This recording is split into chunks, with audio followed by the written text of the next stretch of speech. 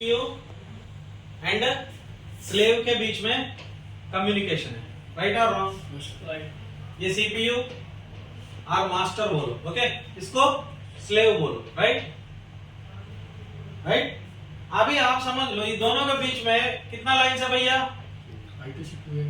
कितना लाइन्स है?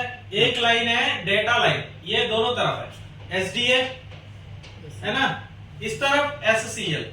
बट आपको एक बात पता है, ये लाइन्स एक्चुअली इंटरनल पुल नहीं है। इंटरनल पुल मतलब क्या होता है? पावर इंटरनल से नहीं आ रहा है। मैं क्या कर रहा हूँ? बोरो कर रहा हूँ। कहां से बोरो कर रहा हूँ?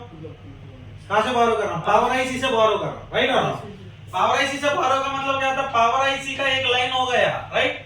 टीएमयू से वोल्टेज लाइन होगा, वो लाइन का नाम है PP1V8, मतलब एक 1.8 वोल्टेज बाहर से लाइन को दे रहा हूं। कैसा दे रहा हूं? रजिस्टर के थ्रू दे रहा हूं। ये रजिस्टर का वैल्यू क्या है? 2.2 किलो ओम रजिस्टर है, ओके।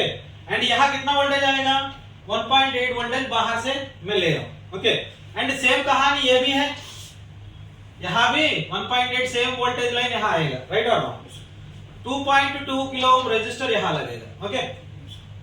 नॉर्मली हम नॉलेज नहीं होने तो क्या बोल सकते हैं, इसको चेक नहीं कर सकते, आइडिया चेक नहीं कर सकते, अदरवाइज आप 1.8 के अलावा मैं कुछ नहीं कर सकता हूं, बट कुछ कर सकते हैं। ये एक आइडिया क्या है?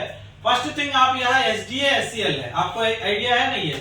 एसडीए एससीएल का वैल्यू कितना होता भैया? ये 440, ये 440 समझ लो, सेम वैल्यू होता नहीं होता? जीआर सेम होता है। ये जीआर आपको समझ लो, आपको यहाँ ये जीआर के ऊपर ही सारे लेवे, जीआर से भी कुछ चेक कर सकते हैं। क्या चेक कर सकते हैं? ये 440 है जीआर, इसका मतलब सीपीयू, एक्चुअली ये पॉइंट है इंटरनल 440 है, ये लाइन यहां मिल जाएगा आपको, ओके। अभी सीपीयू का लाइन ये कट गया, क्या होता है? सीपीयू से लाइन कट गया, ये लाइन का वैल्यू है 700, क्या है?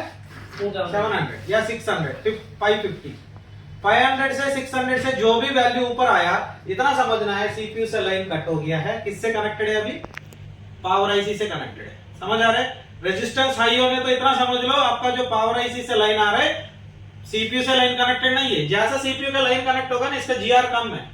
लाइन का आइडिया, जीआर का आइडिया क्या है? जो लोएस्ट लाइन है वही दिखाएगा, जीआर जिसका लो है वही जीआर बनेगा लाइन का, राइट? अभी 440 लाइन है, ओके, सीपीयू का लाइन है, वो कनेक्ट होने तो 440 दिखेगा, कनेक्ट नहीं होने तो 700, 600, 800 ऐसा वैल्यू आएगा, लाइन सीपीयू से कट होने तो।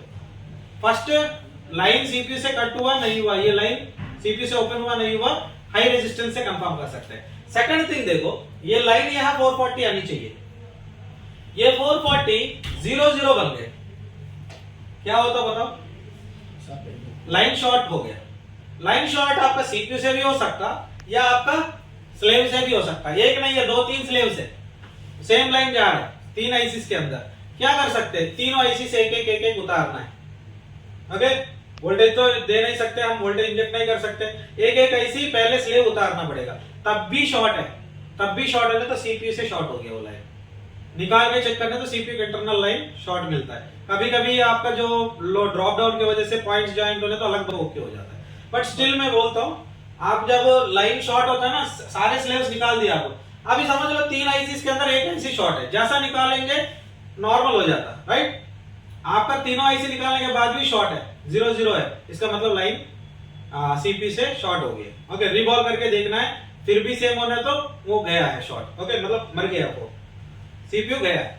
सो नेक्स्ट थिंग, आप यहाँ ये लाइन कभी भी ओएल नहीं मारेगा, कभी भी ओएल नहीं मारेगा। क्यों नहीं मारेगा? कोई ना कोई पावर से या अदरवाइज सीपीयू से कनेक्ट होता ही रहता है, ओके, ओएल कभी नहीं आएगा। सेकंड थिंग, ये जो रजिस्टर्स है 2.2 किलो ओम, फेल होने के लिए 2.2 किलो ओम 1 किलो ओम बन गया, तब भी दिक्कत आता नहीं आता है? तब भी आपका I2C फेल होता नहीं होता? रजिस्टर चेंज होने तो भी आपका वैल्यू, रजिस्टर वैल्यू चेंज होने तो भी I2C फेल हो जाएगा। सेम 180, 080, 250 जो भी है, उसका जो I2C के वैल्यू के अनुसार जब वो स्टार्ट होता है उसके अनुसार वो रिस्टार्ट मारता रहेगा, 0180, 0180, 080, 080 या 250 जो भी जहां वो चाहिए, ओके। समझ आ रहा है मैं क्या बोल रहा हूँ? 2.2 kilo ohm resistor 1 kilo ohm बन गया, 10 किलो ओम बन गया, वैल्यू बदल गया। क्लॉक लाइन अलग बनता है, डेटा लाइन अलग बनता है, मतलब उसका वेव फॉर्म है डिफरेंस हो जाता है, तब डिकोड नहीं होगा, तब रिस्टार्ट मारता रहेगा, राइट? अंडरस्टैंड मैं क्या बोल रहा हूँ? मतलब आपका 080 मारता रहेगा। So until same value. Same value चाहिए मुझे। नेक्स्ट थिंग, मुझे 1.8 वोल्टेज चाहिए नहीं चाहिए? How? मैं जब चेक करूंगा 1.8 वोल्टेज के लिए चेक करूंगा first thing. Second thing 2.2 kilo ohm resistors के लिए चेक करूंगा। थर्ड थिंग जीआर SDA SCL lines same value के लिए चेक करूंगा।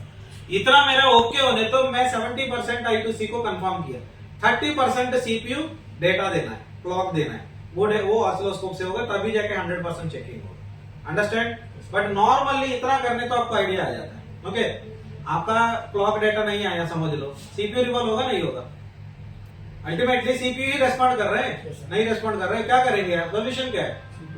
हम सीपीयू रिवॉल्व करने के लिए ही बता देंगे आपको, राइट? जिनके पास ऑसिलोस्कोप नहीं होगा, इतना चेक करके सीपीयू रिवॉल्व करने तो काम बननी चाहिए, तब भी नहीं बनने तो सीपीयू इज गॉन। अंडरस्टैंड? क्या होता है, डेटा क्लॉक नहीं आने तो और क्या कर सकते हैं आप, राइट? डन।